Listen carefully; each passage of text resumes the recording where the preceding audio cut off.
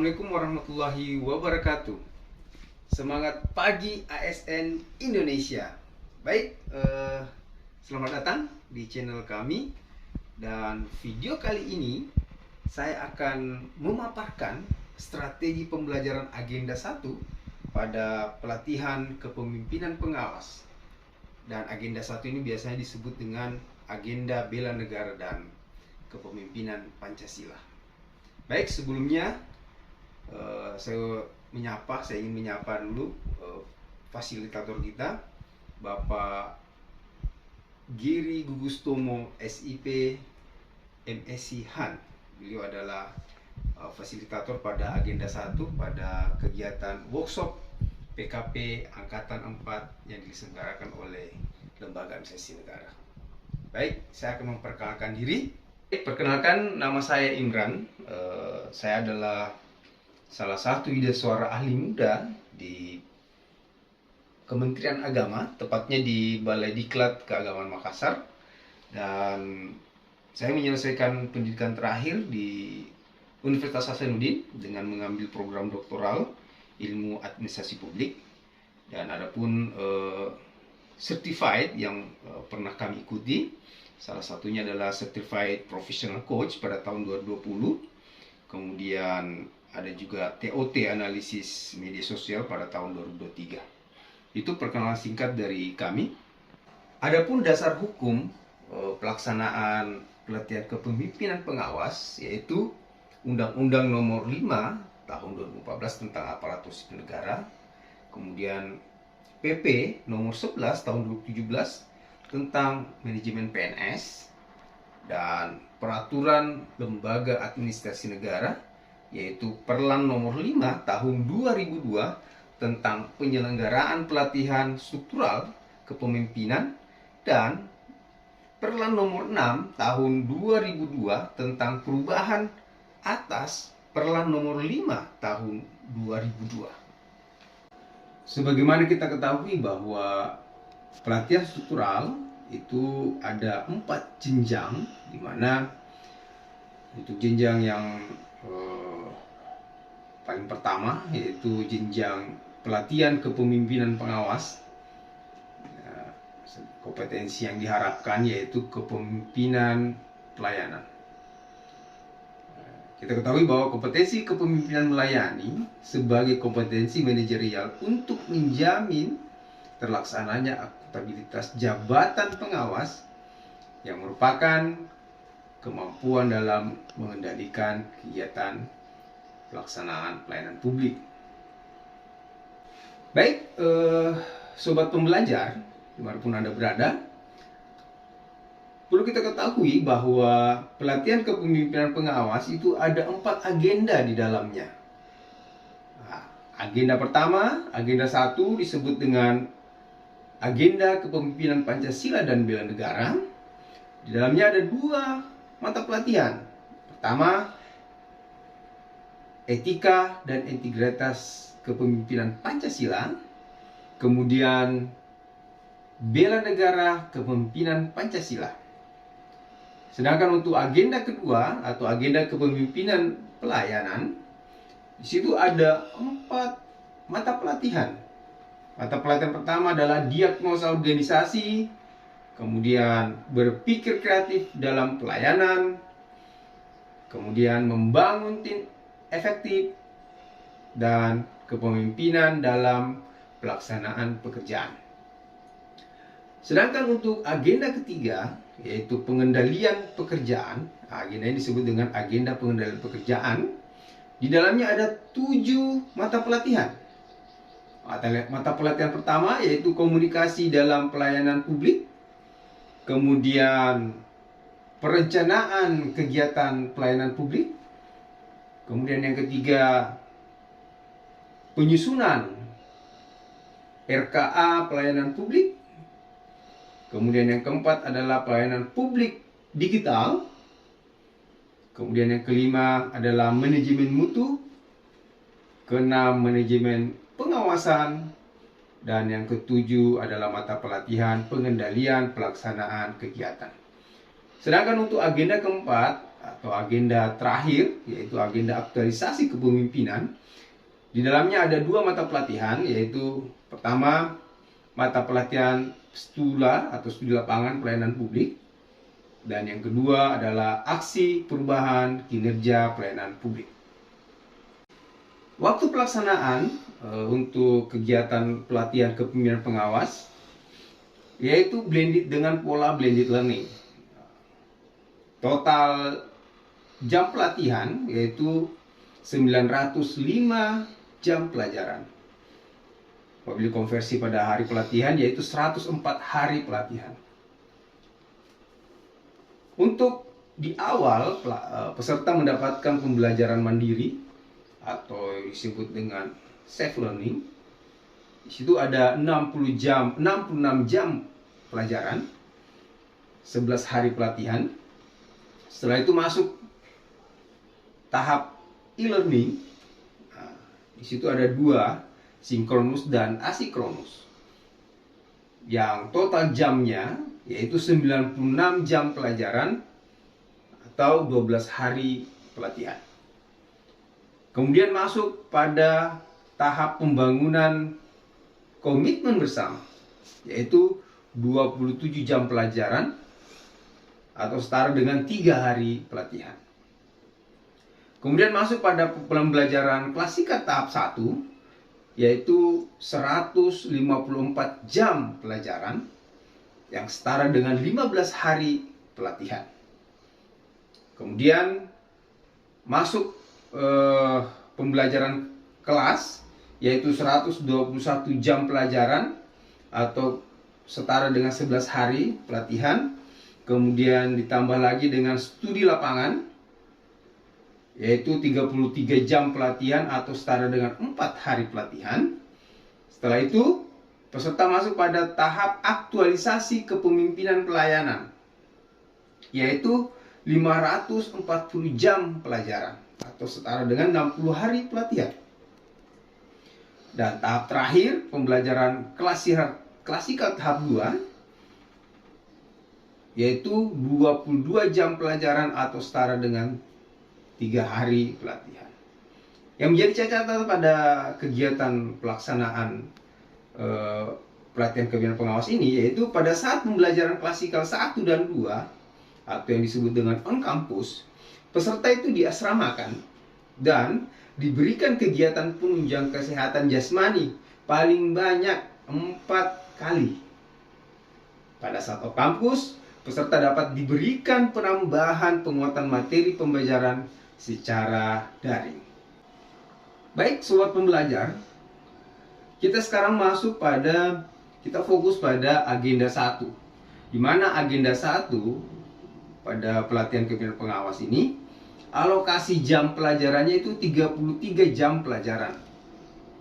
Yang di dalamnya ada 3, kami sebut dengan 3 seri. Nah, seri pertama yaitu 7 jam pelajaran, ada self learning.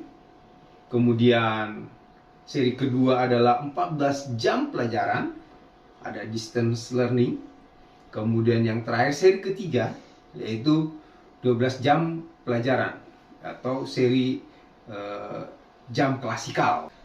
Baik, sobat pembelajar, ya, sebagai fasilitator pada hari pertama pada saat e-learning sinkronus pertama, yang perlu kita lakukan selaku fasilitator yaitu review materi.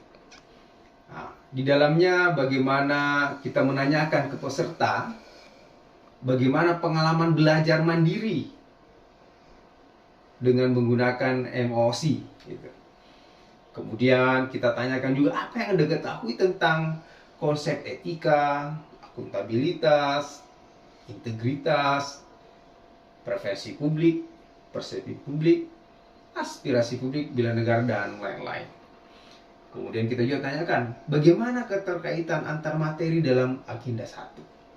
Ini sehingga pada saat kita menanyakan kurang lebih 3 hal ini, kita bisa menciptakan kelas yang begitu dinamis karena masing-masing peserta itu 10 orang peserta yang kita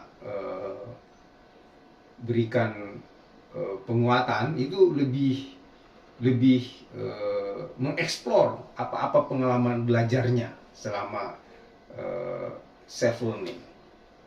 Sobat pembelajar, tentunya SOP pada sebuah pelatihan, fasilitator harus memaparkan tujuan pembelajaran. Adapun tujuan pembelajaran pada agenda 1, yaitu agenda pembelajaran ini membekali peserta dengan pemahaman Pancasila dan wawasan kebangsaan melalui pemaknaan terhadap nilai-nilai dan konsepsi bela negara, moral dan etika dalam konteks penguatan kedisiplinan dan kapasitas kepemimpinan bela negara dengan memperhatikan kearifan lokal.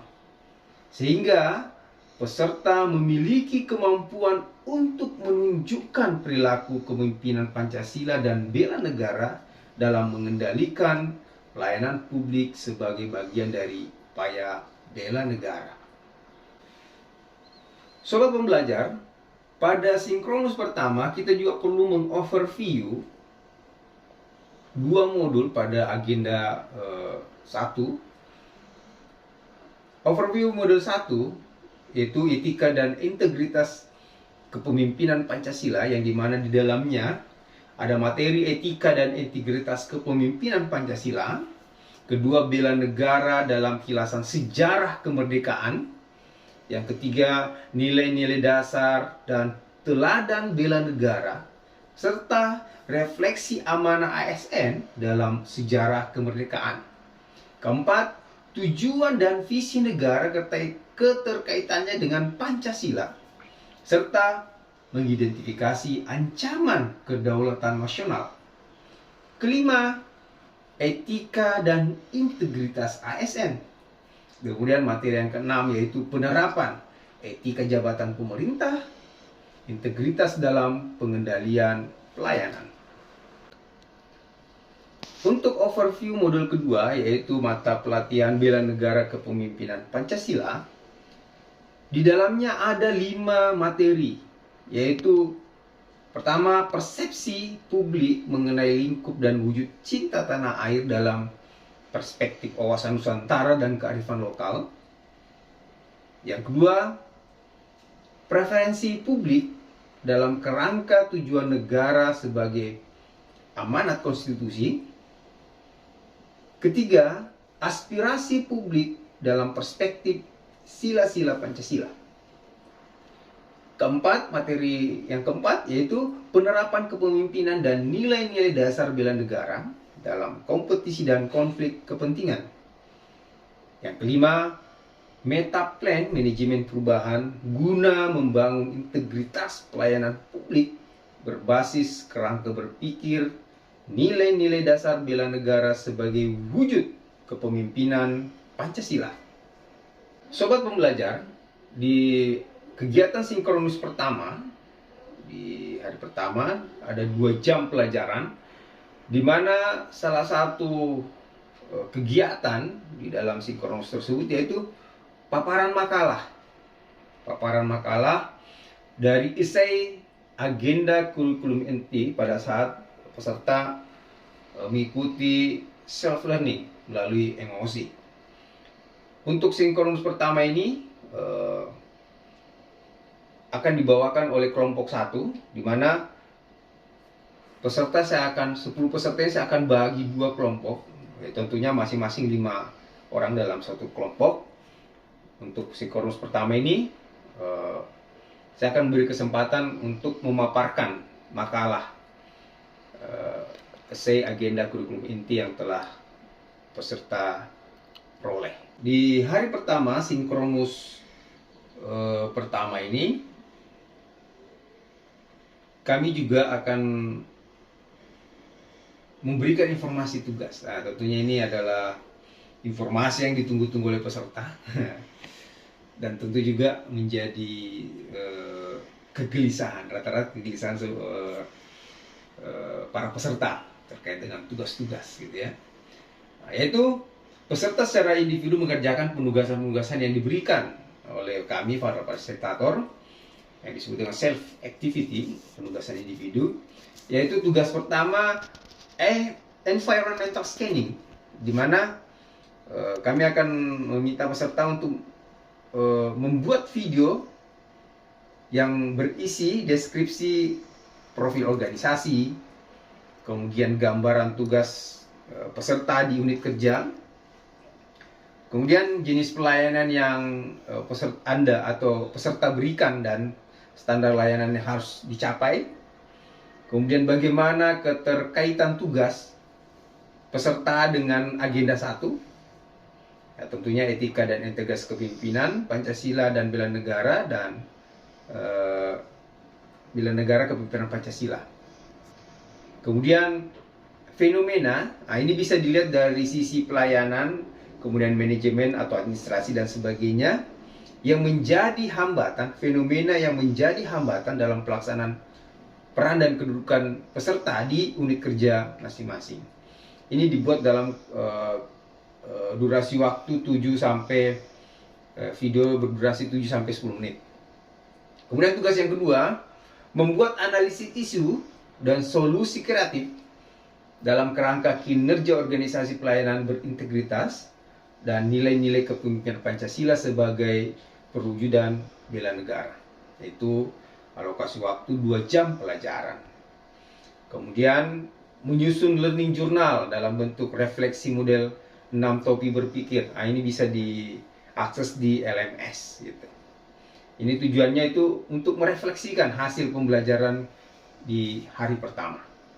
Sobat pembelajar, tentunya juga kita akan memberikan informasi penugasan untuk di hari kedua. Untuk tugas di hari kedua, itu juga tugas individu. Pertama, membuat implementasi nilai-nilai kepemimpinan Pancasila dan bela negara. Itu selama kurang lebih 2 JP, jam pelajaran. Kemudian membuat learning journal hari kedua. Nah, dengan durasi 1 jam pelajaran, dengan refleksi model deal. Kemudian tugas kelompok, yaitu membuat video transformasi best practice smart governance pelayanan kepemimpinan Pancasila dan bela negara, 2 jam pelajaran. Kemudian membuat standar pemimpin berintegritas dan berorientasi pelayanan yang ideal di lingkup organisasi dan nasional. Jadi di tugas hari kedua ini ada 2, yaitu tugas individu dan tugas kelompok. Baik, untuk sinkronus di hari kedua, yaitu alokasi waktunya 2 jam pelajaran, peserta akan memaparkan tugas hari pertama dan hari kedua yang telah peserta kerjakan. Kemudian akan diadakan pembahasan dan umpan balik terhadap hasil paparan tugas individu dan kelompok. Jadi peserta akan diskusi. Kemudian terakhir, pendalaman materi. Kalau di sinkronus di hari pertama, itu dilaksanakan oleh kelompok 1, ya, yang masing-masing ada 5 presenter. Untuk di sinkronus hari kedua juga ini akan ada presentasi makalah agenda kurikulum inti yang diperoleh dari self learning pada saat MOC. Sobat pembelajar, akhirnya kita masuk pada seri ketiga, yaitu klasikal. Ini disebut juga dengan tahap on campus pertama, di mana peserta mendapatkan materi dengan alokasi 12 jam pelajaran.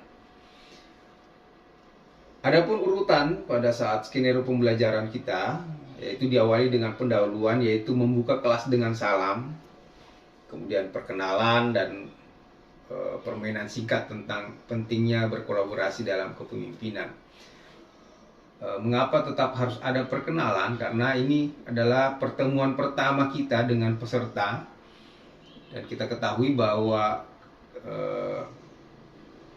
selama sinkronus yang kita hadapi itu cuma 10 orang, Bapak Ibu sekalian, cuma 10 orang.